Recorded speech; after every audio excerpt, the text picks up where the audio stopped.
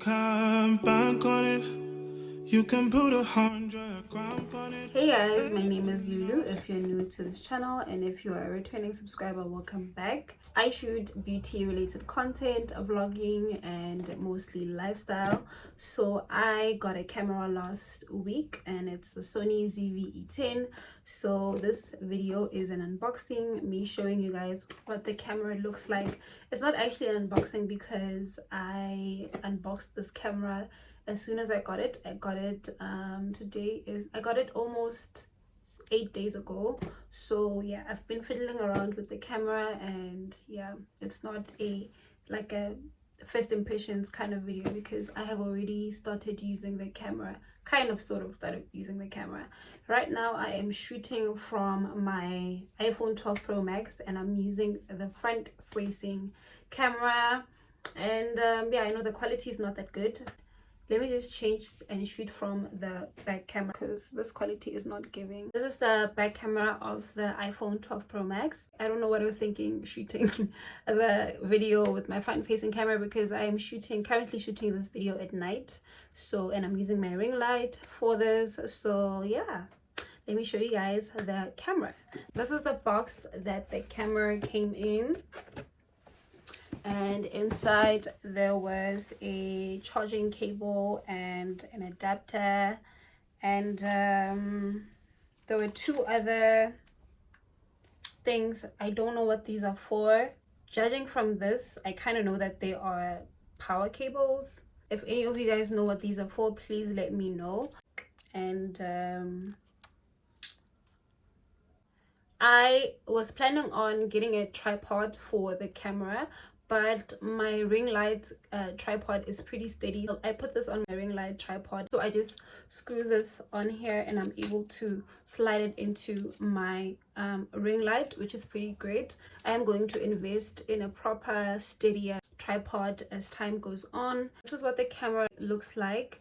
It comes with a built-in mic, which is great, but the only downside with this is the fact that this, if you're gonna get it in white, this gets dirty pretty quickly, and I don't know if you can wash it or not. I was going to Google that. Let me tell you something. When I got this camera, I knew absolutely nothing about cameras. I'll say it was my first time touching a camera even. I was overwhelmed and I didn't know what to Google, but I just Googled YouTube is our friend, obviously. I just Googled YouTube settings for your ZV-E10, and I didn't even know I needed an SD card when I got this camera. So I got an SD card, an adapter to import my stuff, which I'll tell you about later, but I just want to show you guys the camera. If it wasn't for YouTube, I wouldn't be able to utilize this camera. So this is what it looks like. This is where the battery goes and this is where the SD card goes, and you just lock it like that. And this is the kit lens. I don't really know what the size of the kit lens is. I know that I want to get the Sigma lens, and I know that lens is called 16mm 1.4. I want to shoot more beauty content related videos, and that requires me to sit down, and I want that nice blurry background at the back.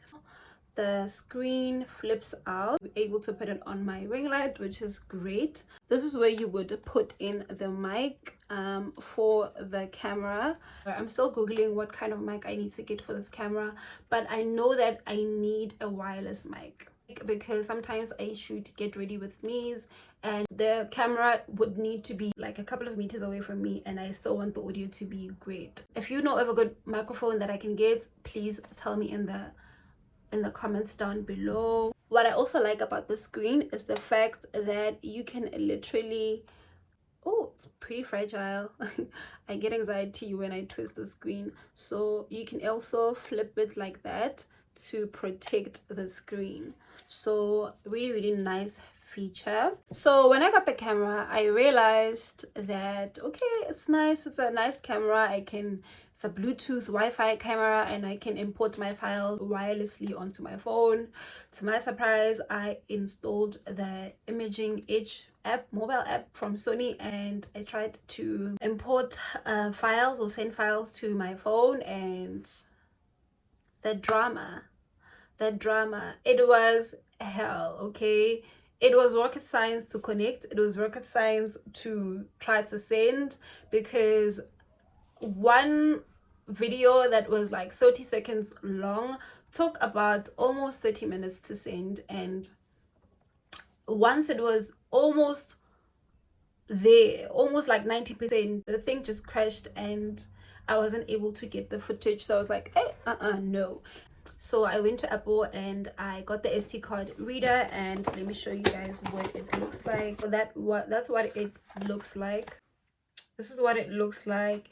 It was also kind of rocket science, not really rocket science, but I think the problem was the fact that I didn't have enough space on my phone to save the video, which is why the videos were not getting saved on my phone. But once I cleared out my memory on my phone, I was able to send a video that was like 15 minutes long. So yeah, I think the problem is my space, but it's not hard to get your files, your photos, your videos onto your phone. So the thing with me is I don't have a laptop, I don't have an iPad, I don't have a computer or anything. My main use for the camera it is videos. So, and I edit my videos on my phone. I need to get the footage onto my phone.